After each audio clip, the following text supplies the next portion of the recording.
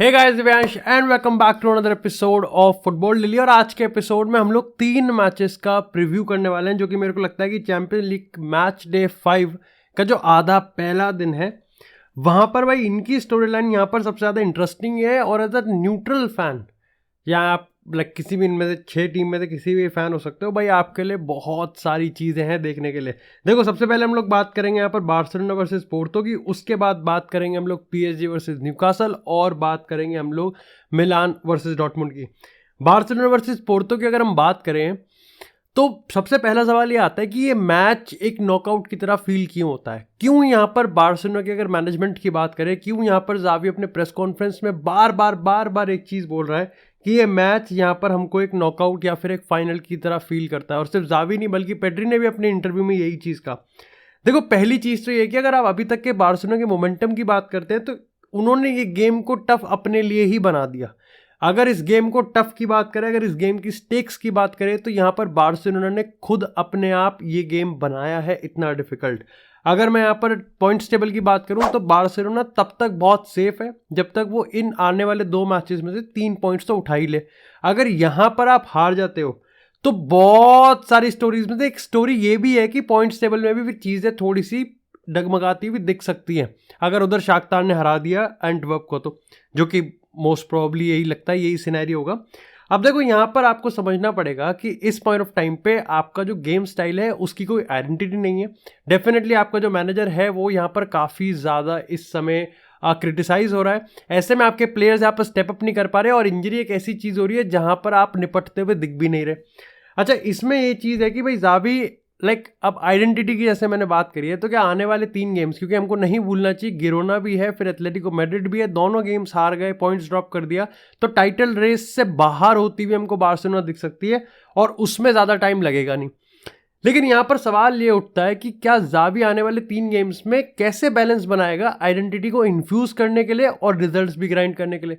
अब तुम अगर इस चैनल के एक्टिव मेंबर हो तो तुमको पता है कि बहुत क्रिटिकल मैचेस में मैं हमेशा ये चीज़ बोलता हूँ कि शायद से ये वो मैच है ही नहीं जहाँ पर आप अपनी आइडेंटिटी इम्पोज करो।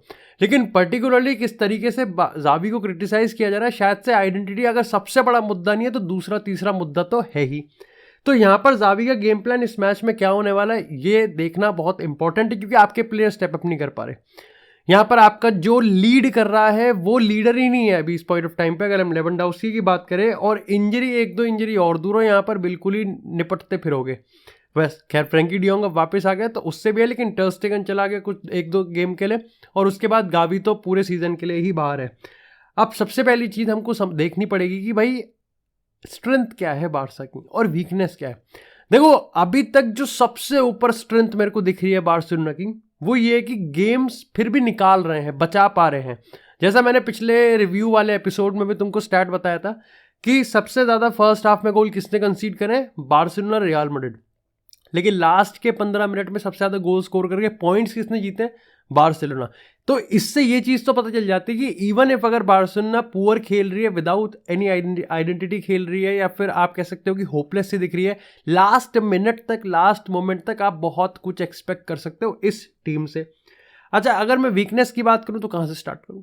देखो, पहली वीकनेस तो यहां पर ये है कि अभी आप एक्सी जितना क्रिएट कर रहे हैं, जो कि इस पॉइंट ऑफ टाइम पे 1.8 है, ला लीगा में सबसे ज़्यादा है, गिरोना से भी ज़्यादा है, एथलेटिको मैड्रिड से भी ज़्यादा है, आप उस चीज़ को रियलाइज़ नहीं कर पा रहे। दूसरी चीज़ यहाँ पर यह है कि अभी तक की अगर हम गेम्स की बात करें, जैसा मैंने कहा कि बहुत लास्ट तक भी आप एक्सपेक्ट कर सकते हो कि बार्सिलोना जादू की छड़ी से कुछ ना कुछ कर ही देगी, इंडिंग विंग, वो उन टीम्स के अगेंस्ट हुआ है जो आप एक्सपेक्ट करते नहीं हो। ऐसे में यहाँ पर पोर्तो की बात करें तो वो भी यहाँ पर जीतने के लिए ही खेलेगी, और डेफिनेटली आने वाले टाइम में जब आपकी टीम बहुत स्ट्रॉन्ग ओपोनेंट्स के साथ जाएगी तो ऐसा ही ना हो कि कुछ बचे ही ना लास्ट के 15 मिनट में खेलने के लिए। दूसरी वीकनेस यहाँ पर जो मेरे को लग रही है, जो कि आगे एक पॉइंट भी है भाई, वो ये है कि आप, अगर हम कंसेलो की बात करते हैं, अगर हम पेड्री की बात करते हैं, इनको आप इन्वॉल्व कैसे करने वाले हो। भाई कंसेलो को आप यहाँ पर ऑफेंसिव कंट्रीब्यूशन के लिए लेने वाले हो, और अगर हम पेड्री की बात करें तो उसको तो हर सीक्वेंस का पार्ट बनाना ही बनाना है अलॉन्ग साइड गुंडोगन। ऐसे में यहाँ पर सवाल ये है कि फिर टीम लाइनअप होने क्या वाली है, क्या कंजर्वेटिव है, क्या एग्रेसिव है, या फिर ऑल आउट। अब देखो, मेरे को लगता है कि यहाँ पर गेम एक मस्ट विन है, तो एक्सपेरिमेंट हम मिनिमल ही कोशिश एक्सपेक्ट करेंगे। यानी कि आपको बैक लाइन पे आपको कुंडे और अराउओ देखने को मिलेगा, इधर आपको यहाँ पर कंसेलो और उधर बाल्डे का गेम सही था, मेरे को सही लगा, थोड़ा सो ही लगा, लेकिन जैसे ही उसने अटैकिंग इनपुट दिखाया आपको गोल दिख गया।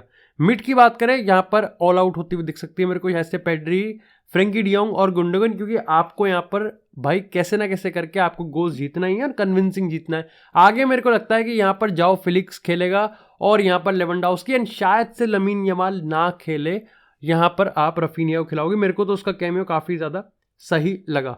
भाई पोर्तो के अटैक में पेस भी है, पोर्तो के अटैक में टेक्निकलिटी भी है, and they have a good counter attack. उस चीज़ को आप कैसे रोकोगे ये देखने वाली बात है, पर्टिकुलरली जब आप ओरियल रोमियो जैसे एकदम डिफेंडर वो नहीं ले रहे हो जो कि वहाँ पर ठहर जाए, तो आपके पास टेम्पो कंट्रोल वाला कोई नहीं है।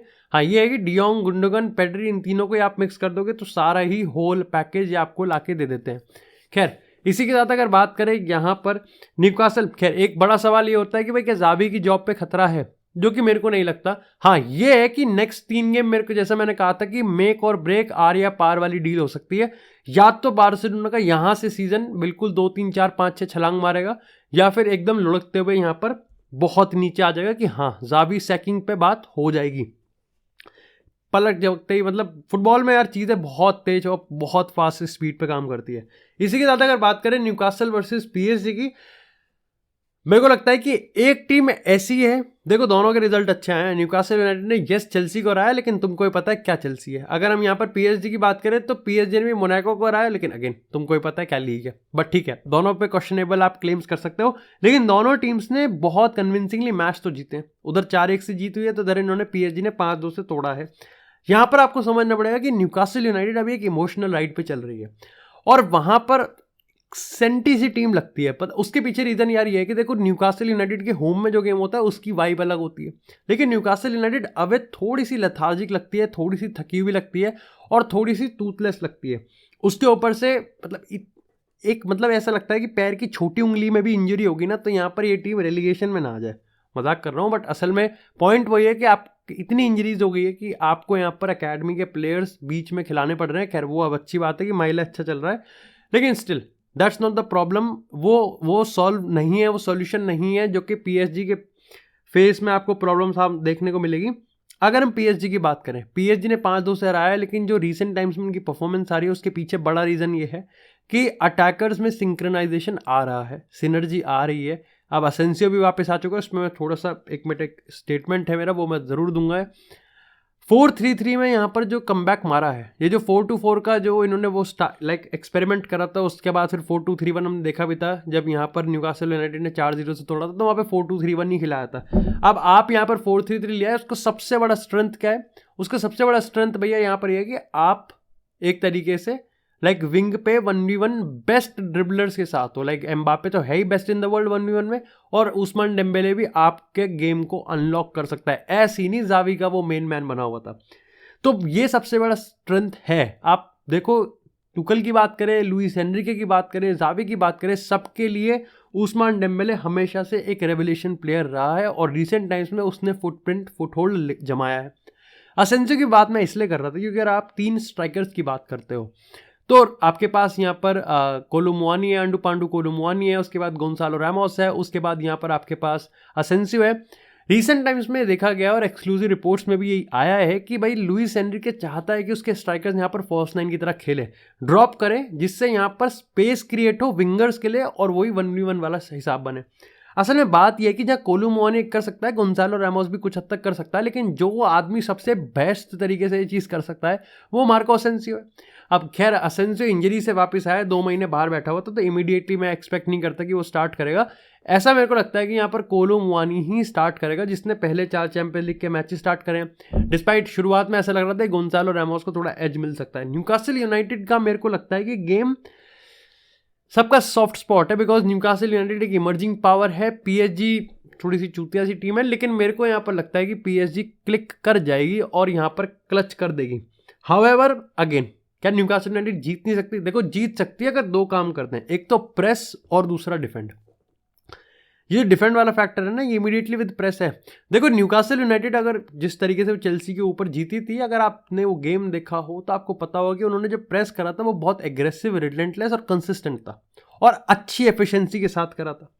लेकिन उसके बाद भी चेल्सी बहुत मतलब ठीक है, कुछ कंसिडरेबल चांसेस क्रिएट कर पाए थे, तो उसको नहीं भूलना चाहिए। और आपके सामने एक ऐसी टीम है जिनके पास यहाँ पर ऐसे क्लिनिकल फिनिशर एक तो है ही, एम्बापे। बाकी उस्मान डेम्बेले भी रिसेंट टाइम्स में गोल स्कोर कर रहा है, बाकी कुछ कह नहीं सकते कौन कहाँ से कन्वर्ट हो जाए। दूसरी चीज़ यहाँ पर ये है कि आप जब भी प्रेस करोगे तो आप स्पेस पीछे छोड़ोगे, और उस स्पेस को अटैक करने के लिए अब सामने वाली टीम के पास एम्बापे भी है और यहाँ पर डेम्बेले भी है, और दोनों के पास ही पेस है। वही चीज़ ट्रिपियर पे नहीं है। तो ये एक देखना पड़ेगा न्यूकासल यूनाइटेड को कि वो प्रेस कितना करेंगे, क्योंकि न्यूकासल यूनाइटेड को विक्ट्री की बहुत ज़रूरत है। देखिए ये वो वाला गेम भी है ना, यहाँ पर किस टीम को ज़्यादा विक्ट्री की ज़रूरत है। पीएसजी थोड़ा सा मिड ब्लॉक में बैठ के खेल सकती है, थोड़ा सा बॉल घुमा सकती है, अपना टाइम लेगी। न्यूकासल यूनाइटेड को अपनी अप्रोच को थोड़ा देखना पड़ेगा कि स्टार्टिंग फ्रॉम द मिनट 0 कहाँ जाना चाहते हैं, किस तरीके से खेलना चाहते हैं। दूसरा मैंने कहा था डिफेंड आफ्टर प्रेस, अब ये आपने कर दिया, लेकिन आपका पहला फैक्टर भी बहुत तरीके से करना पड़ेगा, क्योंकि पीएसजी में एक वीकनेस है। देखो यहाँ पर ज़ेमरी नहीं है, तो डेफिनेटली यहाँ पर फैबियान रूइस खेलने वाला है, और उगारते सेंटर पे खेलेगा, और उगारते प्रेस रेजिस्टेंट नहीं है। चैंपियन लीग वीक इन वीक आउट हमने देखा है इस चीज़ को कि उगारते को अगर आप प्रेस करोगे दिक्कत में आता है, एंगल्स नहीं खुलते उसके लिए। और यहाँ पर पीएसजी की मिडफील्ड एक ऐसा एरिया है जहाँ पर चीज़ें थोड़ी सी कैजुअल है, तो वो आपको देखना पड़ेगा कि भाई आप किस तरीके से खेलोगे। अच्छा, एक की बैटल वो होगा, मेरे को लगता है कि ट्रिपियर वर्सेस एम्बापे होने वाला है, और लिवरामेंटो वर्सेस डेम्बेले।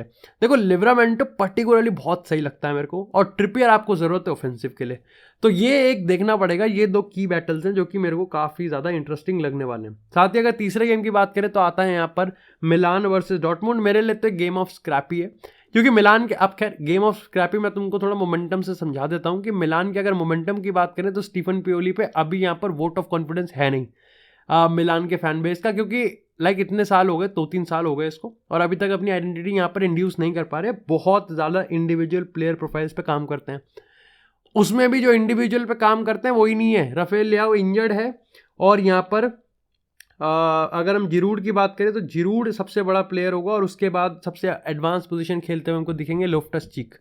देखना पड़ेगा कि चुक्वेज़े की बात करें या फिर पुलिसिच की बात करें, कौन कितना स्टेप अप करा है। अभी तक तो जितना मिलान को देखा है नहीं स्टेप अप कर पाए हैं। यहाँ पर अगर हम बैकलाइन की बात करें तो बैकलाइन वही होगी जो कि अभी तक खेलते भी आ रही है। कलाब्रिया होगा, टोमोरी है, थियाओ है, और यहाँ पर थियो हर्नांडेज हैं। अगर मैं डॉर्टमुंड की बात करूँ तो डॉर्टमुंड एक टाइम पे अनबीटन चल रही थी बुंदेसलीगा में, लेकिन अब यहाँ पर 10 पॉइंट पीछे आ गए हैं बायर लेवरकुसन के। स्टटगार्ट से भी हार गए, बायर्न से भी हार गए। रिसेंट टाइम्स में बात करें तो एक बहुत बढ़िया कमबैक करा है मॉकन ग्लैडबैक के अगेंस्ट, लेकिन आपको समझना पड़ेगा पहले आधा घंटे बहुत ही वाहियात फुटबॉल खेल रहे थे वो। बिल्कुल मतलब वो वाला फुटबॉल खेल रहे थे जहाँ पर आप रेजिग्नेशन मांग लो मैनेजर का, सैक वाली खबर आ जाती है। अगर बुंदेस इस पर बहुत इतनी होती डॉर्टमुंड पे तो आ जाती। लेकिन बात ये है कि अगर मैंने जैसा बताया डॉर्टमुंड का मैनेजर एक ऐसा मैनेजर है जो कि सामने वाली की वीकनेस को एक्सप्लॉइट करने के लिए ज़्यादा जाना चाहता है, रादर देन कि कुछ अपना ही इन्वेंट करे और सामने से अपने गेम को इम्पोज करे। वो उसकी एग्जिस्टिंग वीकनेस को एक्सप्लॉइट करता है कि जो ऑलरेडी वीकनेस सबको पता है कि क्या है। वही चीज़ हमको यहाँ पर देखने को मिल सकती है। जिरूड वर्सेस अगर हम यहाँ पर हमल्स की बात करें तो एक अच्छा की बैटल होने वाला है, और स्लॉटरबैक तो मेरे को लगता है कि यहाँ पर डॉर्टमुंड अच्छा डिफेंड कर लेगी। लॉन्ग कितना बॉल को होल्ड कर पाएगा जिरूड, ये देखने वाली बात है। लेकिन ये की बैटल में मैं डॉर्टमुंड को काफ़ी स्ट्रॉन्ग समझ रहा हूँ। येस, सेन सीरो पे गेम होने वाला है, होम एडवांटेज होगा, एंड अगेन ये वही मैच है कि यहाँ पर किसको ज़्यादा विक्ट्री चाहिए। Dortmund top of the table बैठी हुई है, 1 पॉइंट से भी यहाँ पर उनका काम बन जाएगा, तो वो यहाँ पर अल्टीमेटली थोड़ा सा टेस्ट करेंगे पेशेंस को मिलान के और ब्रेक पे खेलेंगे। अगेन मार्को रॉयस अच्छा खेल रहा है, यूलियन ब्रांड इस समय उनका प्लेयर ऑफ द सीजन है, लेकिन क्लिनिकल तो वो भी नहीं है। और अगर यहाँ पर हम बात करें मिलान की, तो मिलान का गेम टूटा फूटा, और उसमें भी यहाँ पर राफेल लियाओ ने, तो अब देखना पड़ेगा कि गेम कैसा है। इसलिए मेरे लिए तो ये गेम ऑफ स्क्रैपी है, बट अगेन ये गेम में रिजल्ट जो भी होगा वो बहुत इन्फ्लुएंशियल हो सकता है पीएसजी वाले गेम के लिए। बाकी thank you so much guys for watching this episode. अगर आपको एपिसोड पसंद आया तो एपिसोड को लाइक करें, चैनल को सब्सक्राइब करें। आपको इसी तरह फुटबॉल से रिलेटेड एक्सक्लूसिव कंटेंट चैनल में मिलता रहेगा। तब तक के लिए stay tuned, stay safe, and I will see you guys in the next episode.